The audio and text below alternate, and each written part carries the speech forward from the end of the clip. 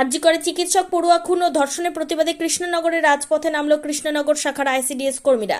এদিনের মিছিলে অংশগ্রহণ করেন শতাধিক আইসিডিএস কর্মী। শুক্রবার দুপুরে কৃষ্ণনগর আইসিডিএস শাখা অফিস থেকে শুরু হয়ে এই মিছিল কৃষ্ণনগর রাজপথে বিভিন্ন প্রান্তে ঘুরে বিক্ষোভ দেখাতে থাকেন আইসিডিএস কর্মীরা।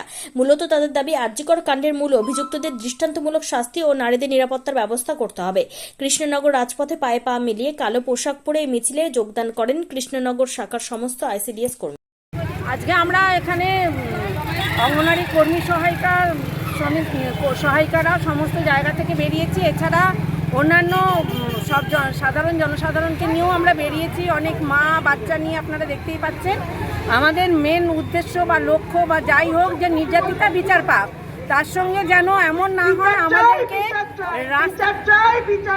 আমাদের মুখ্য মেন যেটা লক্ষ্য, যে আমাদের পরবর্তী জেনারেশন বা আমাদেরও রাতের রাস্তা দখল করার জন্য রাস্তায় বেরোতে না হয়। আর এই যে নক্কারজনক ঘটনা, এর যেন পুনরাবৃত্তি না হয়।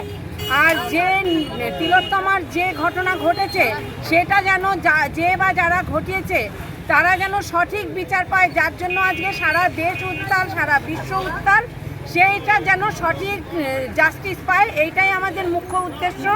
আমরা টাউন হল মাঠ থেকে বেরিয়েছি, পোস্ট অফিসের মোড় ঘুরে সদর হসপিটাল মোড় হয়ে আবার আমরা টাউন হল মাঠে এসে আজকের মতো আমাদের অনুষ্ঠানটা, কর্মসূচিটা আপাতত শেষ করব। কিন্তু আমাদের এই প্রতিবাদ আন্দোলন চলছে। আপনার নাম? আমার নাম মৌসুমী দাস সরকার।